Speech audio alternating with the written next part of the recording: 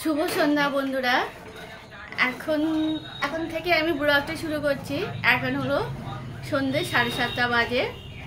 এবার তোমরা ভাবছো যে এখন থেকে কেন ব্লগটা শুরু করছি। আজকে হলো একটা বিশেষ দিন আমার কাছে, আমার ছেলের জন্মদিন।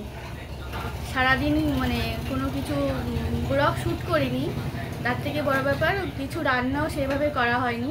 মানে আমার একটা মাথা যন্ত্রণার সমস্যা আছে, তোমাদের আগের ভিডিওয় বলেছি, কোনো না কোনো ভিডিওয় বলেছি, আমার ঠিক খেয়াল নেই।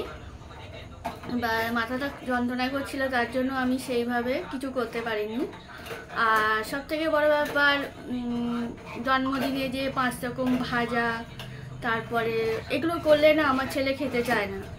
আর পায়েস বানালে তো খাইই না, হয়তো জোর করে একটু মুখে দিলাম, 1 চামচ মুখে দিলাম, তাই খেলো, তাছাড়া খায় না।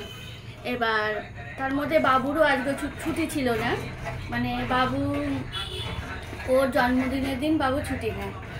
এবার আজকে ওর অফিসে চাপ আছে, ওই জন্য ও ছুটি নিতে পারেনি। এবার ঠিক হলো রাতের বেলা বিরিয়ানি হবে আর চিকেন কষা হবে। শুভ সন্ধ্যা বন্ধুরা, কেমন আছো তোমরা? আশা করি সবাই ভালো আছো, আমরাও ভালো আছি। আমি রিঙ্কু আবার চলে এলাম নতুন একটা ভিডিও নিয়ে। এখানে আমি পায়েসটা রান্না করছি, সেটাই তোমাদের বলছিলাম। প্রায় হয়ে গেছে তোমাদের, তারপরে আমি ক্যামেরাটা অন করলাম। অনেকক্ষণ থেকে ভাবছি ক্যামেরা অন করবো কিন্তু হচ্ছে না। হ্যালো, এখনো চা বানানো হয়নি, সন্ধ্যেবেলা চা খাওয়া হয়নি। এটা আগে বসিয়ে দিলাম, এটা হয়ে গেলে তারপরে আমি চিকেন কষাটা করব। চলো, পায়েস হয়ে গেছে তোমরা তো দেখলেই। আর বললাম তো যে চা খাওয়া হয়নি সন্ধ্যাবেলা, এই যে চা নিয়ে বসলাম, 3 জনেই আছি। এই যে ওই যে বাবা দেখা যাচ্ছে, এই যে আমার সোনু, সবাই একটু আশীর্বাদ করবে। তাকে বাবা, আমার ছেলে, সবাই একটু আশীর্বাদ করবেন। আর এই যে আমি, চলো চা খাই, তারপরে এখন রান্নাঘরের দিকে যাব। অনেকটাই কাজ আছে।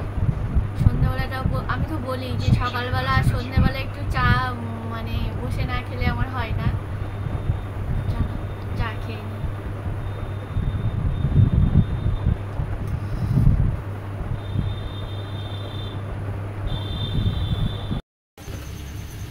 বন্ধুরা, এদিকে মাংসটা বসিয়ে দিলাম।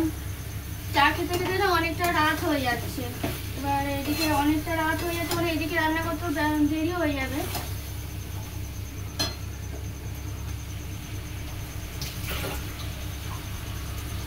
কষা কষা মতন করবো, যেহেতু বিরিয়ানির সঙ্গে খাবে, ওই জন্য ঝোল টোল করবো না। আর এদিকে দেখো ডিম সিদ্ধ একটু করে নিয়েছি, দাঁড়াও, এই যে ডিম সিদ্ধ করে নিয়েছি। আর ওদিকে ভাতটা রেডি করা আছে, ওটা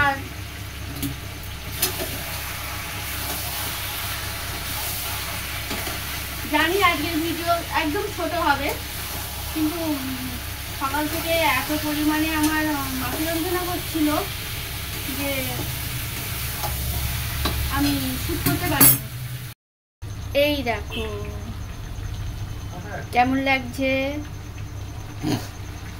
এখনো কষানো হয়নি, হচ্ছে, তোমাদের একটু দেখিয়ে দিলাম। চলো, এইখানে দেখো বন্ধুরা, মাংসটা হয়ে গেছে, ঢাকা দিয়ে রেখেছি। আর ভাতটা ওখানে সাজিয়ে বসিয়ে দিয়েছি গরম জলের উপরে। তারপরে দেখো কোথার থেকে একটা বিড়াল ঘরে চলে এসছে। ও না, ওকে পায়েস দেওয়া হয়েছে, পায়েস খেলো। আমি যেই ক্যামেরা অন করলাম ও ভয় পেয়ে গেছে, তারপরে আর খাচ্ছে না। ওই যে দেখো বাবু ওকে ডেকে ডেকে আনছে জোর করে খাওয়ানোর জন্য, কিন্তু ও ওই যে একটু খাচ্ছে আর ও খাচ্ছে না, মানে ভয় পাচ্ছে। ওই যে দেখো ও থাকছেই না, আবার চলে যাবে। ওই জলটা নিয়ে বলছে জল খা জল খা, এইসব করছে। বাবু খুব বিড়াল কুকুর ভালোবাসে। এবার ওই যে দেখো চলে যাচ্ছে। কিছুক্ষণ পরে ও আবার চলে এলো, না পেরে ওকে এক মাংসের টুকরো দিলাম যাতে ও খায়। খেয়ে ও আবার চলে গেছে। তারপরে এদিকে চলে এলাম, যেহেতু রাত হয়ে যাচ্ছে রান্নাঘরে। খাবারটা এবার বাড়ছি, সবাই মিলে খাবো। অনেকটাই রাত হয়ে গেছে, তাই জন্য বললাম যে চলো আমরা এবার একটু খাওয়া দাওয়া করে নিই। এদিকে প্রথমে শুনুর জন্যই বাড়ছি যে,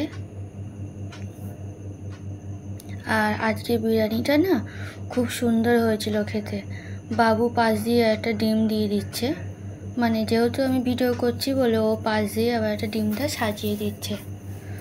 আর খুব সুন্দর হয়েছিল। মাংসটাও মানে কি বলবো, কষা কষা করেছিলাম, ঝোল ঝোল করিনি, মানে খুবই সুন্দর হয়েছে খেতে। শুনু বলছিল যে মা খুব ভালো হয়েছে, বাবু বলছিল যে খেতে খুব ভালো হয়েছে। সত্যি খুব সুন্দর হয়েছে। আর আজকের মাংসগুলো না একটু বড় বড় পিস করেছি, যেহেতু বিরিয়ানির সঙ্গে খাওয়া হবে তাই জন্য একটু বড় বড় রেখেছি। ছোট ছোট পিস করলে কি হয়, মানে বিরিয়ানির সঙ্গে না ঠিক ভালো লাগে না।